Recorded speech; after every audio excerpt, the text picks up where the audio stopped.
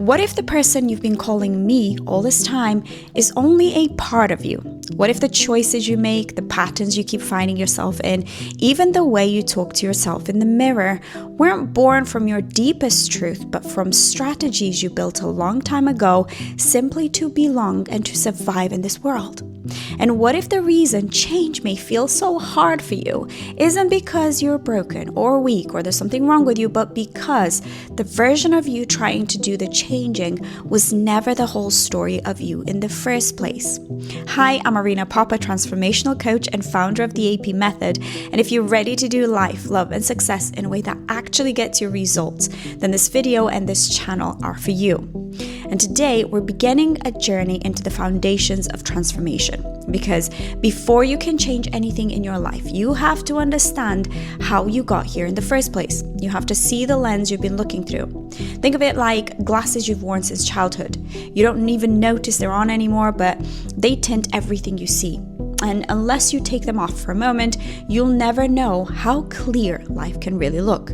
From the very moment you were born, your body and your nervous system were wired with two primal needs: the need to survive and the need to belong. Imagine a baby's cry. Underneath that sound is one question: am I safe? Or am I loved? Will someone come for me? Neuroscience shows us that survival isn't just about food and shelter. It's also about connection. And oxytocin, sometimes called the bonding hormone, literally calms the stress system when we are held, soothed, and cared for. And Stephen Porges' polyvagal theory shows how our vagus nerve responds to cues of safety or danger in others' faces, voices, and touch.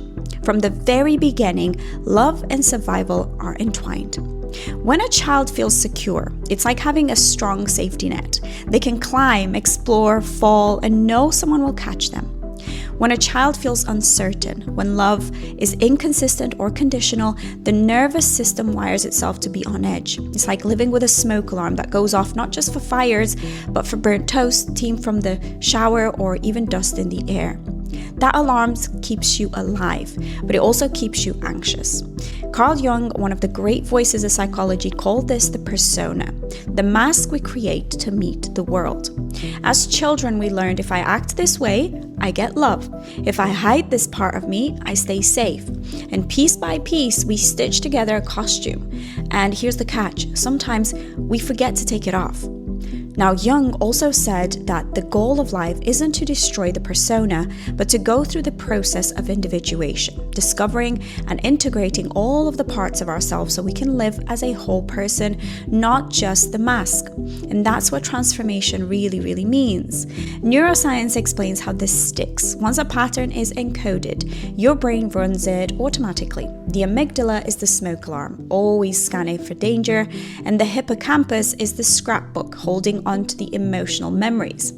The prefrontal cortex is the storyteller, making sense of it all. Together, they build that lens you look through every single day. And unless you pause and question it, you'll keep living as though the costume is your skin.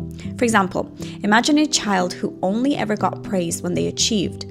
That child learns, I'm valuable when I succeed. Now fast forward 20 years, now they're overworking, burning out, terrified of rest, because through their lens, slowing down feels like danger. Or imagine a child who grew up in a home where love was unpredictable. Their lens becomes, I must keep everyone happy. Now, as an adult, they people please, silence themselves, and say yes when every part of them wants to say no. And I know this one personally. When I actually first entered the dental profession, I thought I was choosing purely out of interest. But looking back, I can see I was also choosing safety. It was about doing the right thing, following the path that looked stable, respectable, and acceptable to others. Now, deep down, I wasn't asking, who am I?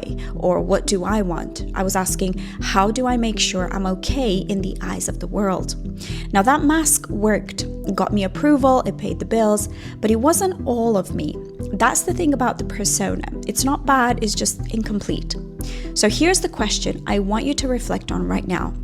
Whose life are you really living? Is this your life, or is it your survival self? And if you're curious to explore this work further, I've created something for you. There's a free core values workbook linked in the description. It will help you see where your life is aligned with who you are and where you may be living through that old lens. And this January, I'm running a free 5-day Freedom Formula Challenge. For 5 days, we'll work together with daily coaching and daily exercises you can take away to begin shifting those patterns and creating real freedom. So if you want to start the year with transformation that actually lasts, the sign-up link is in the description for you. Now, let's get a little bit deeper. Psychologists call this schema theory. From childhood, we build mental frameworks, rules about who we are, who other people are, and how the world works. You can think of it like drawing a map, and that map helps you make sense of the territory. But here's the problem. Most of us are still using the map we drew as children. The roads have changed, the landmarks are different, yet we're still navigating life with the old drawing. So, if your schema says, I'm not enough, then no matter how much you achieve, you'll never feel enough. If your schema says people always leave, then every time someone doesn't text back, it feels like abandonment. Now, you're not seeing reality. You're seeing it through tinted glasses, through that outdated map. And neuroscience supports this. Research by Rob Baumeister and others show that over 95% of our thoughts and actions are driven by unconscious programming. 95%, which means when you say that's just who I am, most of the time that's not you, that's just your old map running. Now, Jung put it more poetically. Until you make the unconscious conscious, it will direct your life and you will call it fate. In other words, the patterns you don't see will keep repeating and you'll believe that's just how life is. Now, I actually lived this in the past in my own relationships. I remember giving and giving, pouring so much energy into proving my own worth in a relationship and still being met with withdrawal.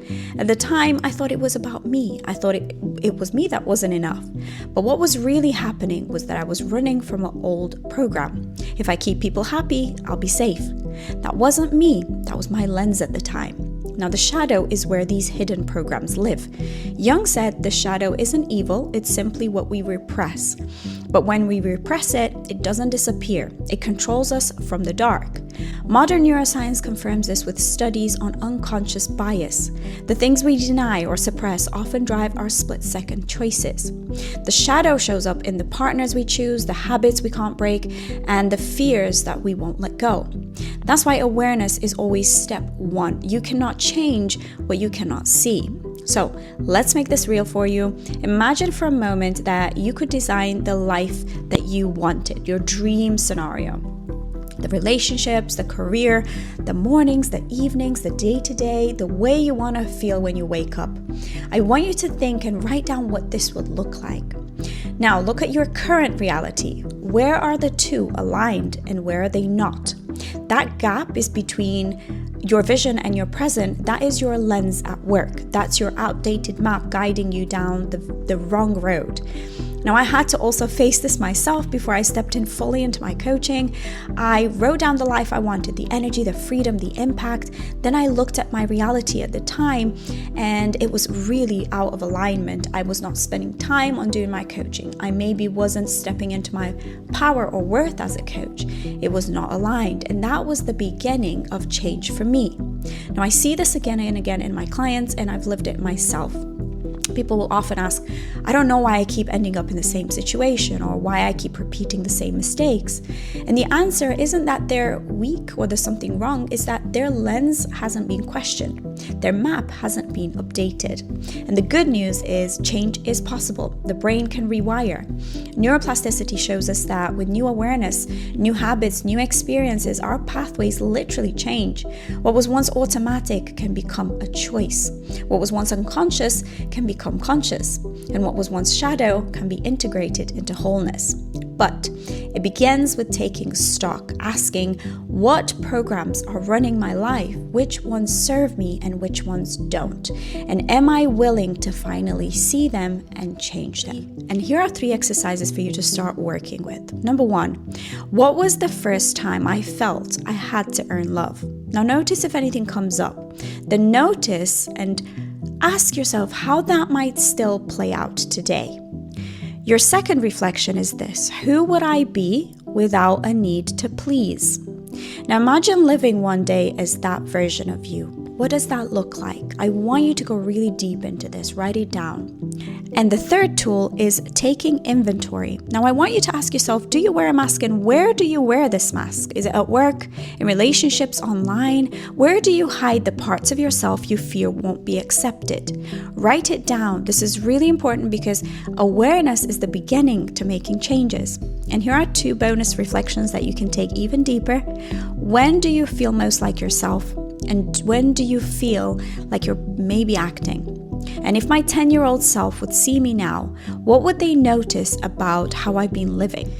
And if you'd like more personal support as you do these exercises and this work, I also offer one-to-one coaching. And if that feels right for you, there's a link in the description where you can reach out. We can book a free session or discovery call together. And if you're in the dental profession, this work is very close to my heart, and I'll be running a live workshop in March here in the UK. It's the only one I'll be doing before I launch the full paid program again in 2026. If you'd like to take part, then link is below. All of the links to all the ways you can work with me are below in the description. And thank you so much for being here, for listening, and I hope these things and these exercises are helping you.